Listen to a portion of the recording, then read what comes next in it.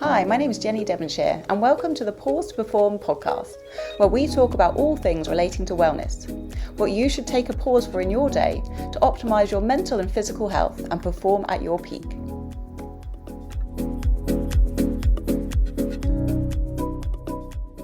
So welcome to the Pause2Perform podcast with me, Jenny Devonshire. And this week I am joined by Tom Gold. And Tom is a life coach, Bushcraft Instructor, personal trainer, and he's also a big believer in using the outdoors to restore ourselves. Because of this, he founded the Tree Line, where he takes people back into nature so they can thrive. So welcome to the podcast, Tom. Jenny, thanks very much for having me on the show, which, as you know, is something I've always wanted to say. I'm greatly obliged. It's nice to be here. Well, I'm very much looking forward to this chat. We've spoken before and I love what you do. And, I love nature. I'm from like the south coast, not the west coast, south coast, so near the South Downs. So whenever I go home, I was like, oh, the green, it instantly makes me happy. Or if I'm visiting anyone outside of London. So we love great to hear your insights. So I thought we could start off, if you could tell the listeners a little bit about yourself and what you do at the Tree Line. Okay, yeah, sure. I'm a qualified bushcraft instructor, which for me means sharing traditional outdoor skills with people around shelter, food, fire, how to use natural resources, and all of that's about making the outdoors more comfortable so that we can stay there longer. Some people think it's going to be like, I'm a celebrity, get me out of here with bush tucker trials and walking on coals or swinging on ropes. You do that stuff, you're not going to get people coming back the next week, particularly if you do that in the winter. This has got to be an experience that people can experience a personal win, have some like quality time outside. Really, really importantly for me, have the chance to just talk with other people in that ancient traditional format of the campfire and a circle of people sat around it. And if you can put a cup of fresh coffee in everyone's hands and keep them dry with a tarpaulin above, you can have some really, really important discussions. You can make a lot of progress. And people just, funnily enough, Jenny, I don't know why this is. I've got a theory about why this is. They're more honest in that setting than they are in a traditional circle of chairs in a room with white walls. So, yeah, that's a bit of what I do. I do coach people outdoors. That's mainly groups, though. And they'll usually bring that agenda. But yeah, the outdoor things, the kind of central theme of that, and it's free most of the time. And I guess we'll get to this, but the benefits you get from it are massive. If it came in tablet form, we'd all be taking it. Yeah, absolutely. A bit like exercise. It is free and you feel amazing. So first I wanted to ask you, why the outdoors? What drew you to the outdoors? I know I'm from sort of the country, so I've always had that kind of affiliation with nature myself. But what was it for you? Yeah. I was really lucky. I grew up in rural Northamptonshire, and I had a dad. I still have him. He's still around. Who could split wood with an axe, light fires. He could identify the stuff in the hedgerows that you could eat. He knew the properties of the different trees, and he could find his way around in the dark using the stars. But he came from a very different generation of men where they were kind of expected to know stuff like this, and these traditional man skills were ingrained into them. So I was very lucky to have him. Right there from the beginning, he was kind of like my hero. And when we see each other, we still end up lighting a fire or doing something like that. So, yeah, that's where it began for me.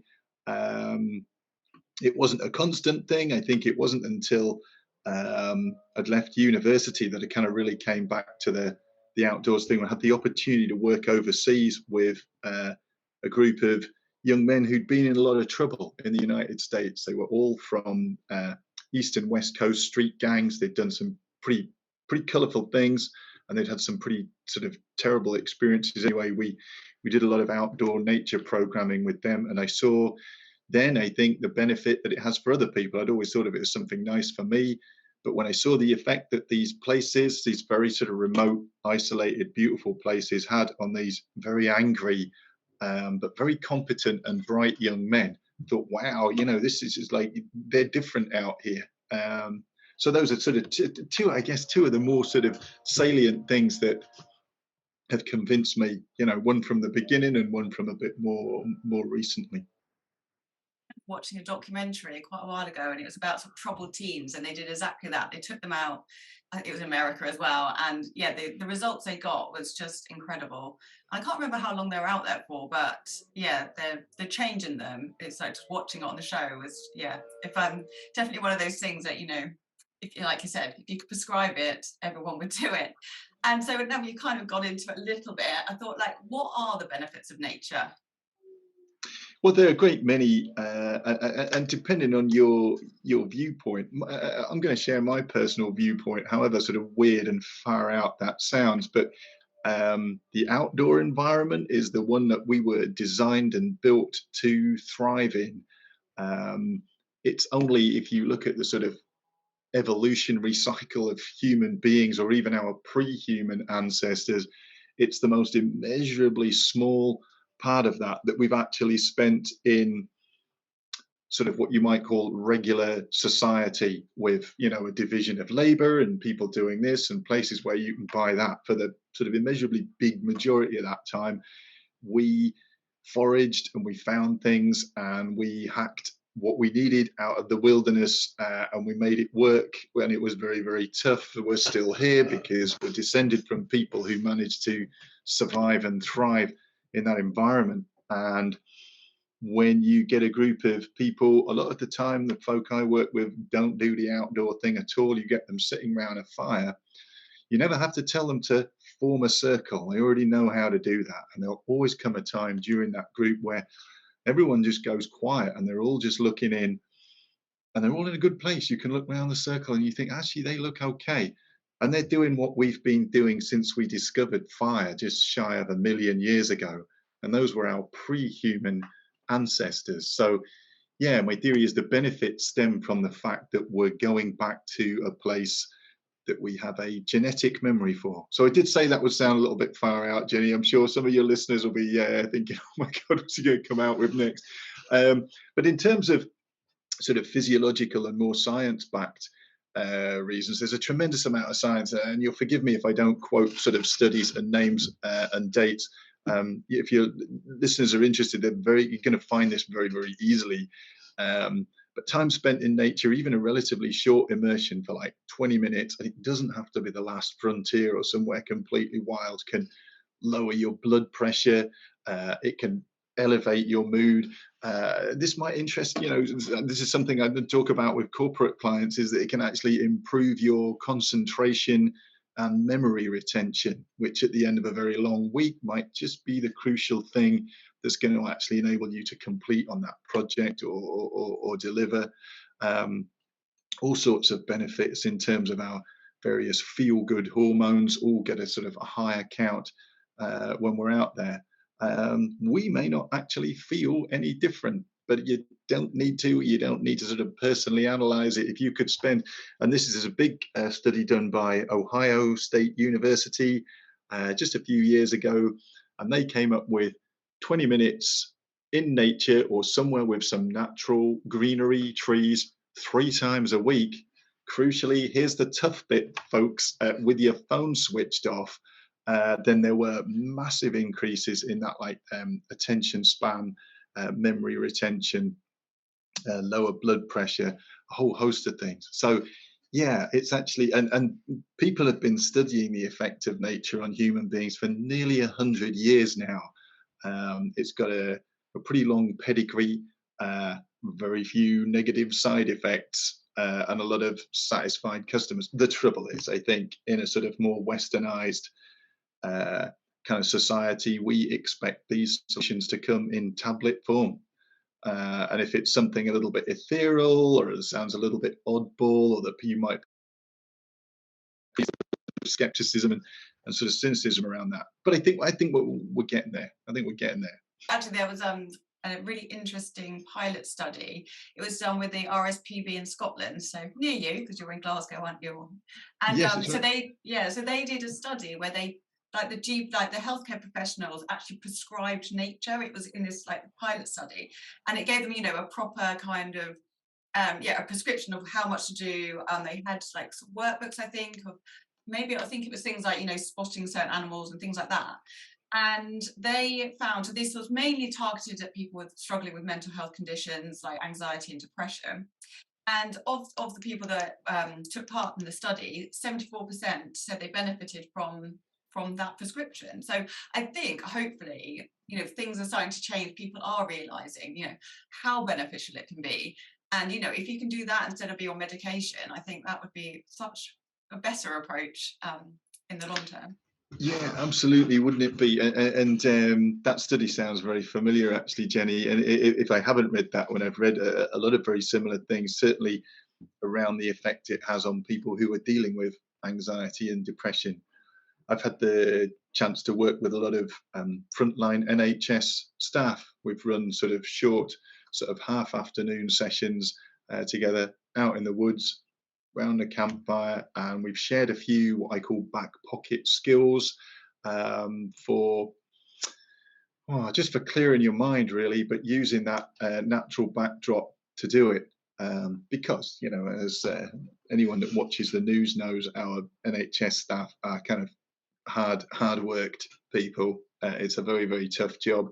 If you know, you can introduce a few little back pocket skills to restore your mental health baseline even during a busy day, then you're going to be more productive. But I think really, really importantly, you're going to have a better chance of returning home to your loved ones and family and still have enough left in the tank to say, right, tell me about your day. What's been happening? I want to see what you did at school. I want you to tell me about what happened at your work, and showing up the way we kind of need to. But, you know, I think anyone who's worked a very sort of tough, stressful job, maybe, you know, equally familiar with the experience of coming home, reaching into the fridge for that like half bottle of Jacob's Creek and the Netflix remote and telling everyone they just need a bit of space. Totally understandable. But with a few sort of tweaks to our routine, we can make sure that we show up as that person that everyone's been waiting for. That's a big part of it for me, actually. It's not just getting through your work week, it's getting through it in a way that allows you to return home and be that awesome partner, parent, friend that those people who've been waiting to see you are expecting. So that was a rather long answer to your question. No, that's all good. I hope we're still on topic there.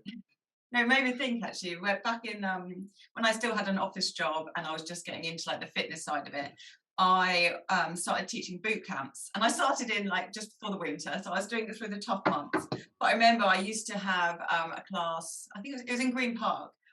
And I remember I'd finished my working day and I was exactly that, knackered. Probably normally might have gone home and had a glass of wine, but I was going out to teach this boot camp and did it in the snow. I remember people turned up and I couldn't believe it. I was like, damn it, I can't believe I still have to do it. But I always felt so much better afterwards.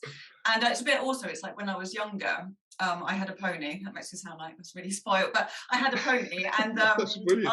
and again in the winter, I did not want to go out and look after her in the winter months. It was horrible. It's dark, but you have to. It's an animal; it needs to be looked after. And again, it made me feel so much better. And I think having a dog is obviously a prime example of, you know, forcing you to get out even if you don't want to. And then you instantly, the day's gone, your head is clearer, you have more energy, and so yeah, those benefits. And also, I was just thought of something else actually when we're coming back to the fire thing. Because I went on a safari in Africa and we did like camping, making the fire, all that kind of stuff. And if you think about, like, there's in yoga, there's a sort of meditation technique is flame gazing, where you stare at a flame. So actually, like, going like on a campfire, it's a form of meditation, isn't it? Because you're just absorbed in watching the fire. It instantly makes you're not really thinking, you're just observing, and you're really present in the moment. Yeah, absolutely. That's really interesting, Jenny, about the flame gazing thing, because I see that every time we run one of these groups, there'll be people who've got a lot to share and they want to talk about stuff, and there are people who, you know, just genuinely content just to sit there and stare into the fire. You know, our earliest ancestors did this, and I think we do it in just the exact same way. There's something mesmerizing. It's constantly shifting. It never repeats the same pattern twice. But there's an elemental thing to it that we've been having our most important discussions in this format for nearly a million years. Those first pre-humans that decided to sort of build a raft and cross from North Africa into Europe, or what's now Spain, they would have sat round the fire the night before they left and worked through the enormity of what they were about to do. And it goes back further than that. But, a more local example is William Wallace and his guys sat round the fire the night before the Battle of Bannockburn and figured out how they were going to play it. It's just one of those key moments for us. This is how we historically have already done this. So yeah, when you get those people sitting around there, they're just going to, some of them are just going to just stare right on in there and they'll be fine. They're in a good place. You don't even need to break it down for them and say, hey, I'll tell you what you're feeling right now. It's no, you can just leave them the heck to it. They're good. And it's so easy to set up. Yeah, they've just got to be there. You're making me want to go and have a fire pit somewhere tonight. But I just well, I love the sound of the boot camp in the fitness boot camp in the park in the snow. That sounds gritty and real, by the way. I'm thoroughly approve. Yeah, we could do that with a fire pit, couldn't we? Run around. And now you're talking. Now you're talking. That might that could have a. We probably wouldn't get away with it in Green Park, but yeah, we could do that. I want to come on to it. So obviously, if you're lucky enough, or you've set your life, my friend always says that you shouldn't say people are lucky when they've set their lives up in a certain way. But if you do live in somewhere that you're near a lot of amazing nature, it's quite easy to go and get that time, that 20 minutes 3 times a week. What advice do you give to people who live in inner cities that maybe don't even have a park nearby? Yeah, that's going to be a little bit tougher. The study that I was mentioning was actually done with people who spent those 20 minutes in a city park. It wasn't anywhere sort of deeply remote. They found a bench where they could see some trees, maybe some birds, and they switched their phones off. That's tricky if you're really cut off from that. I'm going to sort of come back to that point in a moment, but something else I'd recommend, and this is for your listeners to just go on challenging you to try this and get back to Jenny and tell her how you got on. But studies have shown that you can actually get a very similar effect by watching nature on a screen. It's not the way it should be, but if there's no alternative, what I'm recommending is, and there's more and more of this floating around, look up some drone footage of forests. It's absolutely mesmerizing, by the way. You feel like you're kind of there. A drone can film from a unique angle, and it gives a perspective that we're not kind of used to seeing. Well, if you're my age, you're not used to it. It still seems pretty novel. Take a look at that. Every environment on the planet presumably has some drone footage filmed of it. Shut the phone off. Try to not be distracted. Just immerse yourself in this. Give it a go. A lot of the studies say it's almost as effective as the real thing, probably because we're so used to sort of absorbing knowledge in that format now. But there's something I would recommend. Something else is, and actually this has changed for me. You can't see it here, but I got a lot of plants in my house now. That's partly because my partner just moved in and she brought them. But I really like having them here. I'm actually finding a lot of joy from tending and watering them. I couldn't tell you what most of them are. But again, plants in your house, bring a little bit of nature in. There's some science to suggest that's going to help a lot as well. And whenever you can, get up somewhere high enough that you can see, just a little bit further, maybe the top of your office building or wherever. So those are sort of 2 or 3 things that I would recommend. But if you can, and nature isn't something you're able to see on a regular basis, then journal the experience when you do. Write it down, have a look at it a couple of days later. And, if you've described how you feel, you can compare that to some of the other days you've journaled or whatever. And I'm ready to believe you're going to find a sort of different set of responses in how you feel, how honest you are with yourself. That's important. But there's something to try as well, definitely. But the important thing to stress, I think, Jenny, is the idea. People think that they've got to sort of go to the last frontier or the remote highlands of Scotland or some untracked wilderness in Canada to sort of get the full effect of nature. Absolutely not. Like I said, a lot of studies to suggest otherwise.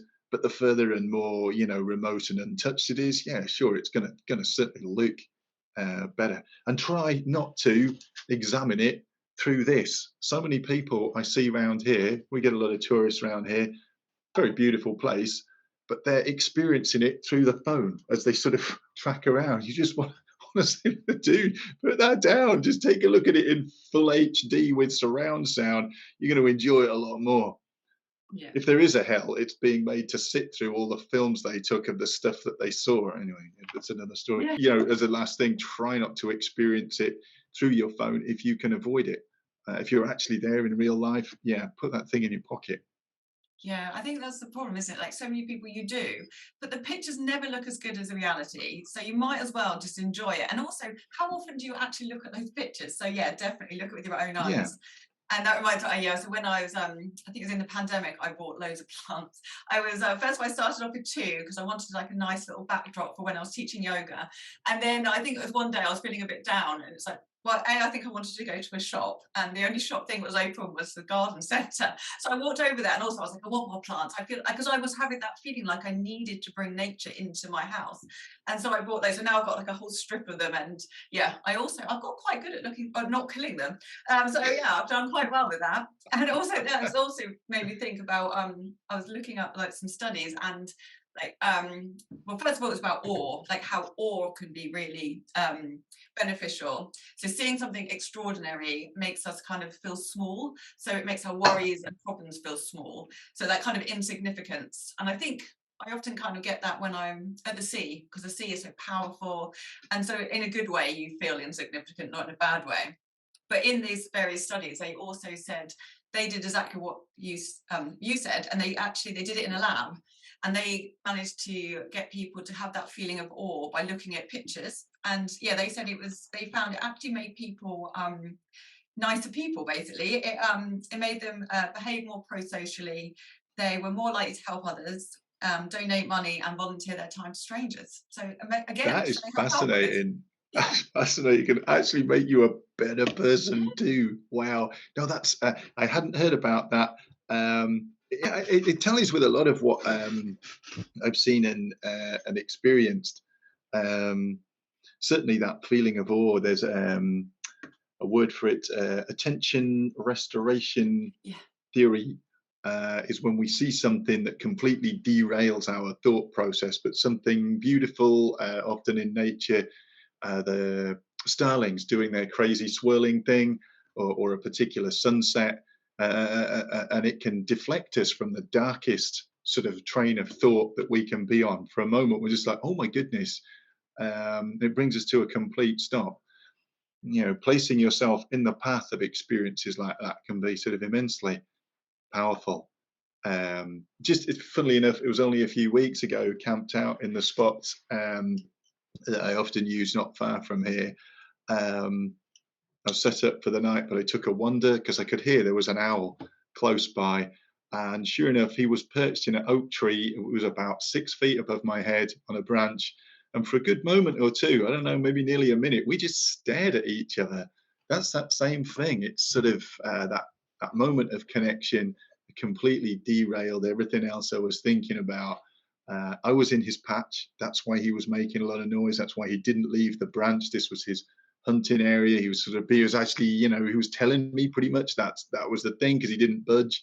And yeah, we just stared at each other for a while. I'd never actually seen an owl quite so close for so long. Brilliant moment.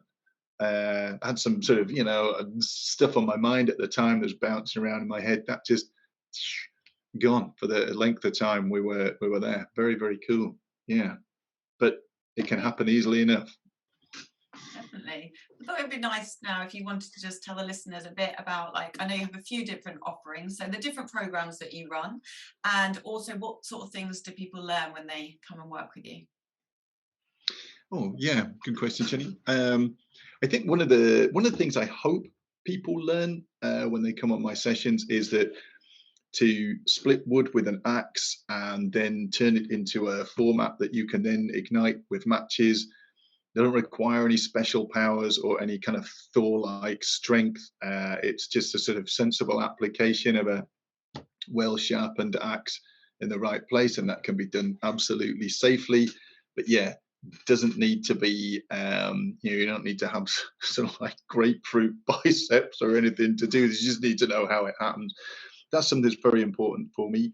Another thing that's very important that I hope people leave with, and I'm always sort of careful to include this sort of stuff in the sort of technical side of what we do, is people leaving and thinking, well, I could do that with the kids this weekend. We could roast some marshmallows and maybe we could bake some bread, or I'd actually really like to bring my partner out to this spot so we can make coffee over the fire and just watch the sunset. These are all really simple things, but they can be the highlight to a weekend. They can make you a hero in front of that person, or they can remind that person that you're ready to go out your way just for those 20 minutes and make a really kind of cool experience for them. I think it's sometimes referred to as quality time, and it's really, really important. And it's so easy to engineer that in an outdoor environment. So those are two things I hope people take away from it.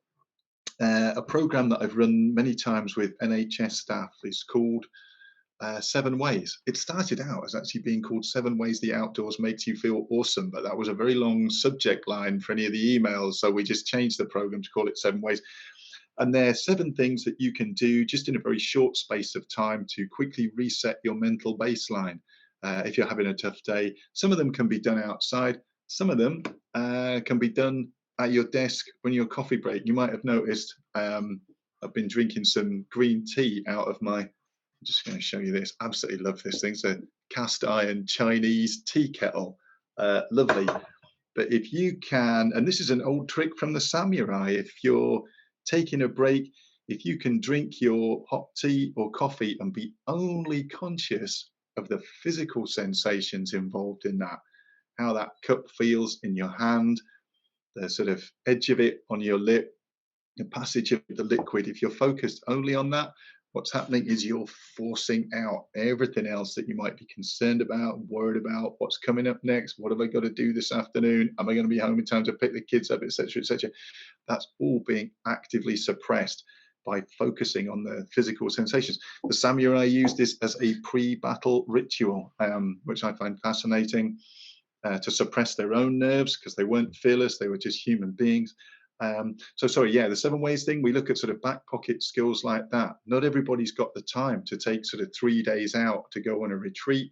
There's a lot you can do in as many minutes just to keep yourself in the game. So that's part of the 7 Ways program. We run a program called Regenerate, which is actually for staff who are currently off sick, absent with stress and anxiety. And we take some of those things a little bit further.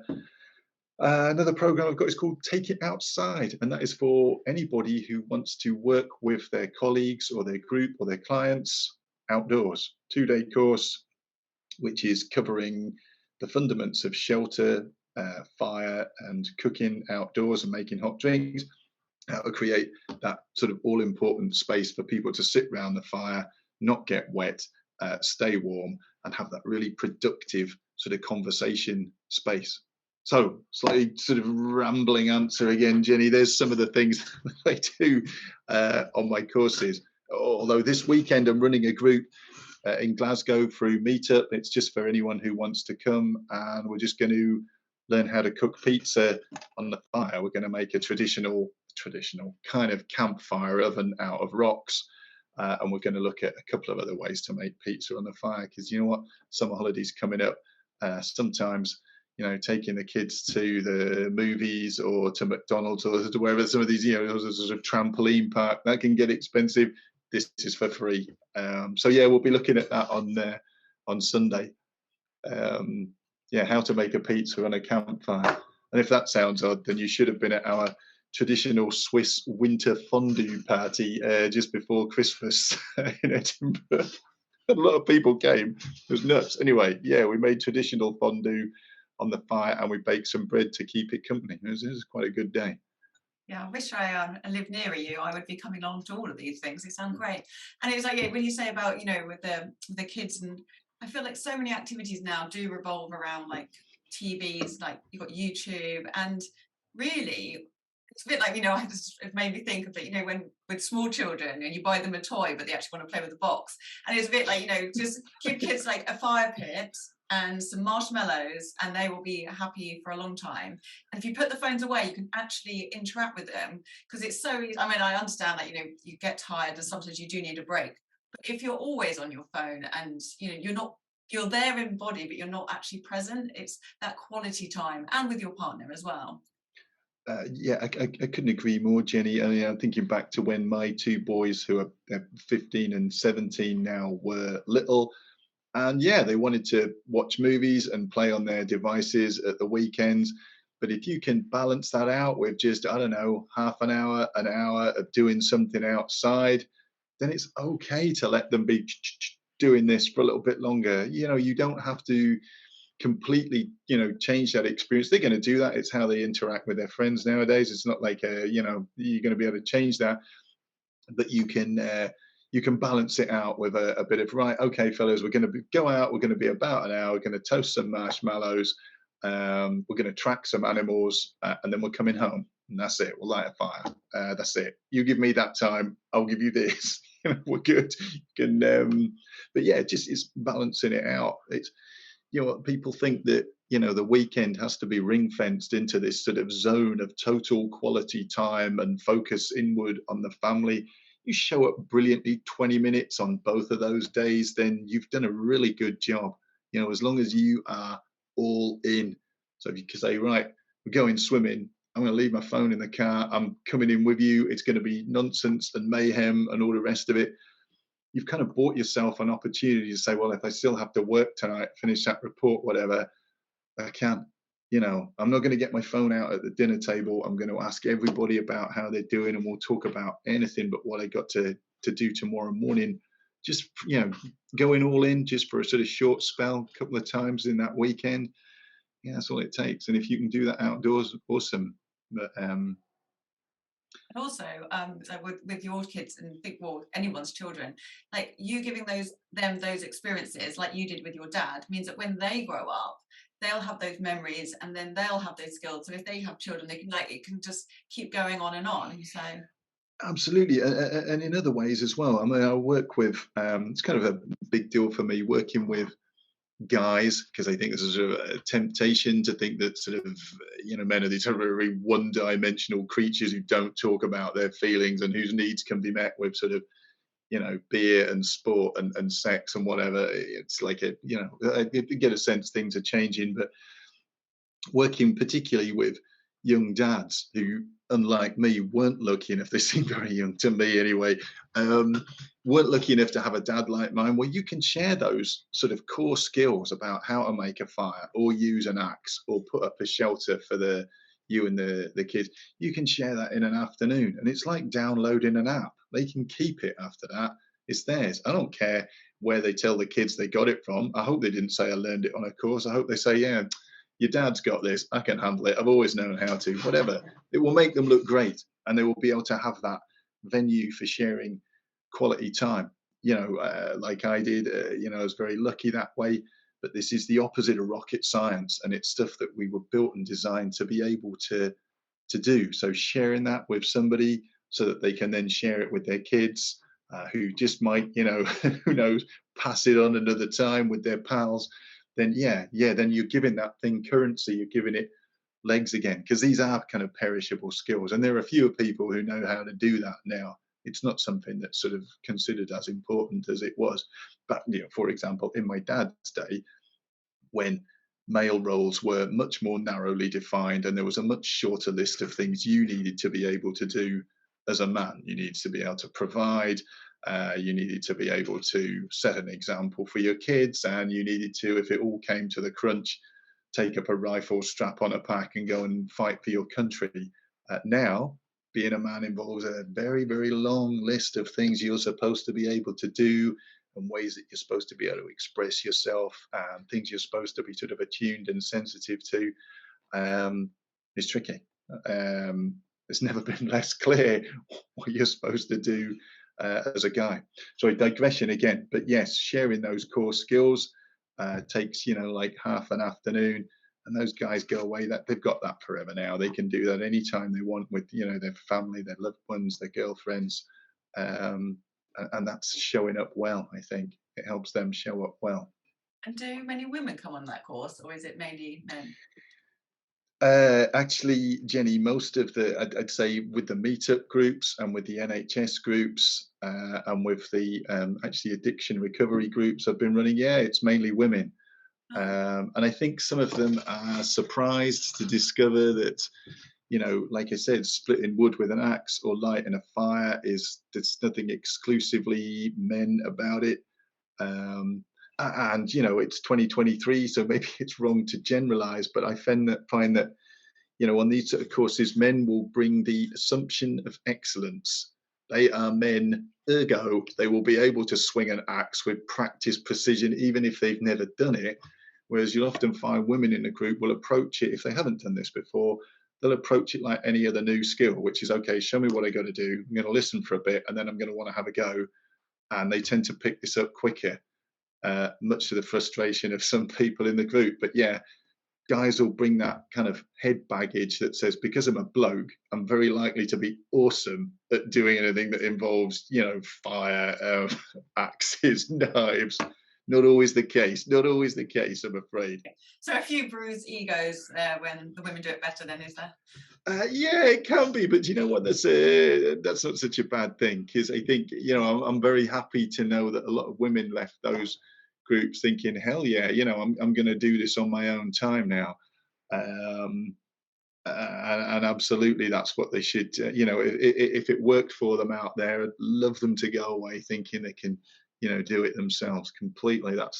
I've got it right if that happens. Or another cue for me that I've got it right is someone coming back, if it's a rolling course, the following week, and saying, I looked up what you showed us on YouTube and there's a better way. I'll be like, that's great, because that shows someone's interested. And if it's not too much pressure, then I'm very happy for them to show us all, what it was. Anyone that's like interested enough to look it up and say, oh, Tom was wrong about that, I think there's a better way. That's cool. My ego doesn't get bruised by that. I'm actually happy.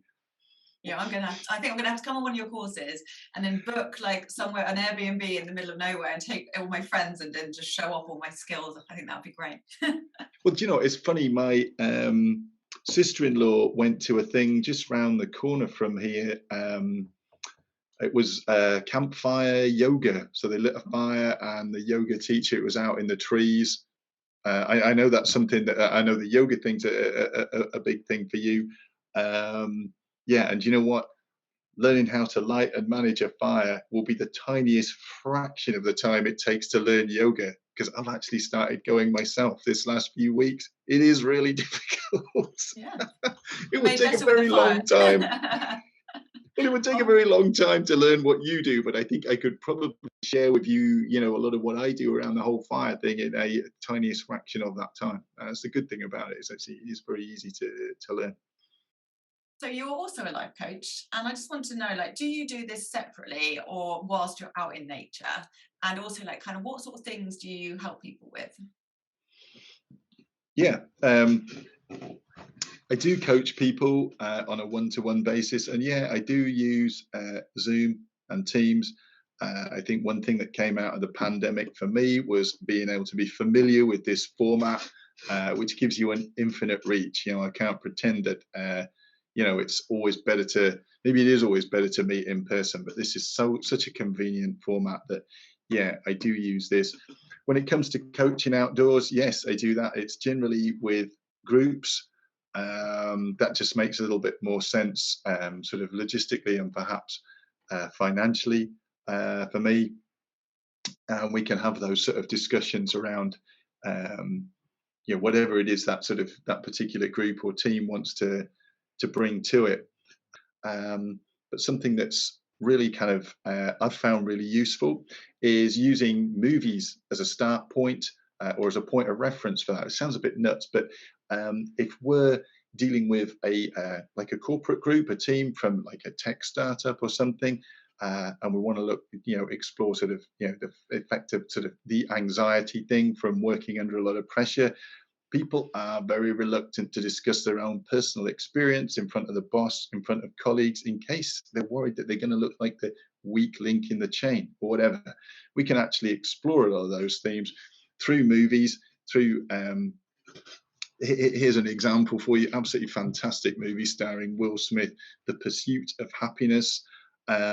It's a story of how he goes from a sort of down on his luck, penniless salesman to becoming the guy he really wanted to be. And people think it's a movie about not giving up. It's actually a movie about a great many other things. It was his personal attributes, the way he was with people, that crucially swung it for him.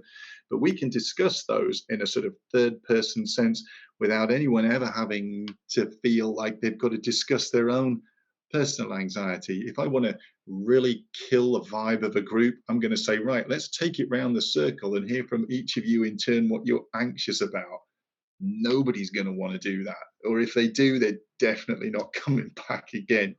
If we can talk about it in the third person, how somebody dealt with this, what they would have done under different circumstances, then yeah, we're able to engage with that issue in a meaningful way without it having to be about that person. There's a recent study completed by YouGov that says something like only 2% of people who are experiencing stress and anxiety at work will discuss it with their colleagues. That means there's a lot of people in their home life or outside of work who are having these things downloaded onto them on a regular basis, because a lot of people are afraid to sort of put their hand up and say, do you know what, I'm really struggling today. Yeah, they might get passed over for promotion. They may be thought of as the weak link in the chain. Finding that sort of alternative way of examining these very, very important things that there's no escaping from, but to do it in a sort of boldly, right, let's talk about personal experience of anxiety. I can't think of anything I'd rather do less, because I'd be waiting for it to come around to me, and I'd probably make it up, or I wouldn't want to say, well, I'm not talking about that, but I will be very reluctant to do so, and I understand that. Yeah, it's funny when I was talking to someone else, and they're working with a law firm, and they said they didn't have any reporting of mental health problems, so they thought they didn't have an issue. They brought in a counsellor or a therapist or what have you. They were booked out. I think he said it was something like 3 months, or it was a big wait list, and it's like, there is an issue. And it was like a self-referral, but it's because, yeah, exactly that. People didn't want it on their record, or they didn't want to tell anyone. So it's, I think that's a great technique to use instead. Jenny, that came out of the pandemic when I wasn't able to work outdoors with groups. So I discovered the first time I'd ever used Zoom was a live discussion meetup called Surviving Groundhog Day, and again based on one of my very favourite films starring Bill Murray, where he's trapped in Punxsutawney, and we talked about the experience of reliving the same day over and over again, which we all were at that time. But we also looked at how Phil Connor's central character interacts with people. He's not good with people, and he generally doesn't like the people around him, but through living the same day over again, he learns to understand them. He actually comes to understand why, the people are the way they are, why they don't like him, and how he can make a few very small changes that are going to mean that they're actually more receptive to him, and he can get things done more easily. Big sort of is when he brings coffee for the cameraman Larry. They hate each other, but on one of the Groundhog Days, he turns up with Larry's favorite coffee, and the whole dynamic between them completely changes in that moment. So yeah, we looked at that and how you can use some of the things he learns from that film. But it was easier. That was easier for people than let's all talk about why we're stressed out as hell about lockdown, because everyone had something on that subject. But I don't know that it would have really been the most uplifting experience just to bury ourselves in it. So yeah, yes, that's how that was the first one I did, and it was also the first time I used Zoom. Yeah, talk about throwing myself in there. Anyway, yeah, it was good. It was good. And have you got any particular sort of standout success stories? Yeah, one or two that I can think of. I've worked a lot with young people who've been in a lot of trouble. I can relate to that in a variety of ways. I had a young man who I worked with one-to-one at the school's request. And they said to me that our objective with this young man is to keep him out of prison. And I thought that's setting the bar really, really low. It turned out he was good with the outdoor thing. And at the time, I had a short project going on. It was actually with a local primary school. We were doing outdoor stuff with them. This guy wanted to go on a football coach's course, but he was too young. I happened to know somebody who could get him onto that course. And I said, if you help me out with these young guys, I'll coach you before we go. Then you can front up the skills about, fire, shelter, food to these kids. And I can tell, your staff at the school that you're ready actually for this more enhanced, role for this coaching thing. And I said, it's up to you, man. I said, you can turn up swearing, spitting, smoking, and they'll think that's really cool. I said, or you can help me, you can keep them safe together and we can make sure that they learn these things. And he did an amazing job. He really, really came through for me. He wasn't much of a talker, this boy, that's for sure. But he totally delivered. And the way these little primary kids responded to him, it was like, oh, wow, Leon's here. They were so excited. He hadn't had that experience before. No one had ever been pleased to see him. No one had ever told him, well done. The headmistress of this school, and she was one tough lady, by the way, and I think we were all scared of her. She assumed that Leon must be a grade A valedictorian student to get this job of coaching her kids, and she always spoke to him as if he was just that, with respect, and she thanked him, at the end of each session. It's all a new experience for him. I did get him on the football coach's course. I don't know what happened to him after that. I sure hope it worked out for him, but he did really, really well, that young man. And they'd set the bar so low, they said, we'll keep him out of prison. Actually, he was capable of a lot more. Yeah, I hope it worked out for him. He was a good guy. He was all right. Not much of a talker, but these kids just lit up when they saw him, and he was brilliant with them. He'd brief them in. He'd keep an eye on them health and safety wise, and he'd always tell them, well done. They loved him for it. And he could have turned up as that other guy. Hey, check it out, I'm smoking. They'd have thought that was really cool too. But he went the other way. He did the other thing.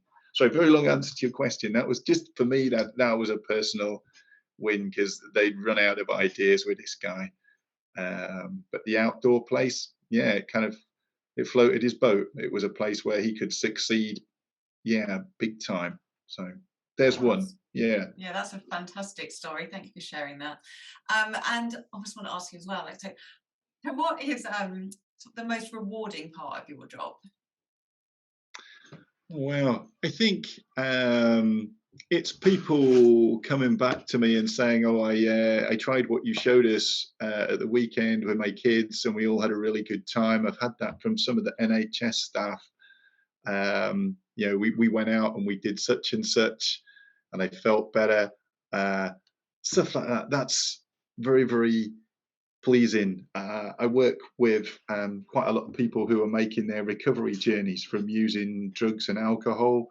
And I had a young guy, he's a dad. He hadn't spent a lot of time with his son in the sort of months leading up to this. But on the following week of the course, he said, me and my boy, who's only 5, he said, we went out and we made bread on the fire and we had a great time.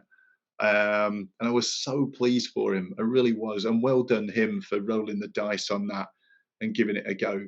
But the fact that him and his lad, who hadn't seen each other in a long time, had a sort of meaningful day together, I was really pleased. That was a bit of a highlight. I was chuffed for that dude. He's done very, very well, actually. But it's good that they had that great day out. I'm sure that little man will remember it as well. That dad showed up and was awesome. This is a big deal. Yeah. Yeah, because I mean, you're not only giving people skills that they will have for the rest of their lives, you're giving them connections with their family members. And yes, that must be. Well, it is a good way to enjoy, it's quality time in a very, very old-fashioned sense, admittedly, but it still works. It still works. Yeah, exactly. So I've just got one more question. So what is one thing that you recommend people take a pause for in their day to improve their mental and physical health and optimize their performance? Oh, yes, very good question, Jenny. I think anything that can allow you to suppress the things you're worried about, anxious about, chewing your nails about, even for 5 minutes. A practice like, a little bit of kind of mindful tea drinking. Something else, if you're able in a place where you can sort of see nature and the outside, ask yourself some questions about it. Why are the birds gathering in this tree but not that one? Why does the path take a bend here? Did all these trees seed at the same time? Why are they all different species? You're not going to work out the final answer, but while you're asking yourself those questions, it's a technique called deliberate attention. You're focusing really only on that, and you'll find that while you're trying to figure out why all the pigeons have chosen this rooftop, not that one, you're not actually thinking about, oh my God, what's waiting for me when I get home? It's going to be. So yeah, there's a wee back pocket skill, anything that's going to deflect and divert you, because you actually, you come back from that and your problems are still there, but you're in a slightly better place to deal with them. So that would be my sort of short piece of takeaway advice, Jenny, I think. Well, it's been so nice talking to you, and I hope that you have inspired the listeners to go and find some greenery and get some of those benefits that nature gives them. I will link to all of this, but if you want to tell the listeners how, if they want to work with you, if they want to find out a little bit more, I know you've got a blog, where can they find you and how can they go about working with you?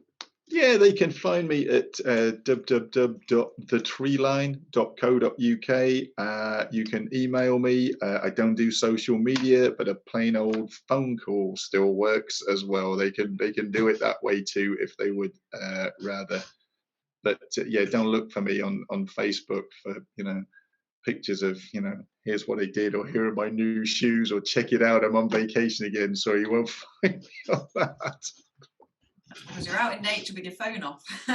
Yeah, So what you preach. it should be. Yeah, it should be. That's definitely it. So yeah, you can find me at the treeline.co.uk. I don't do hard sell, and you can just pitch me some questions or ask what the hell all that's about, and that's going to be just fine. Perfect. Well, thank you so much for coming on, and it's been an absolute pleasure. And yeah, have a good day, and maybe get you on again in the future. Jenny, thank you so much for having me on the podcast. I really appreciate it. It's been lovely talking to you, and I'm guessing we'll be talking again soon. Absolutely. You've been listening to the Pause2Perform podcast with me, Jenny Devonshire. If you enjoyed this show, I'd really appreciate it if you could rate, review and subscribe. This helps other people find it, and hopefully I can help more people to improve their mental and physical health and optimise their performance.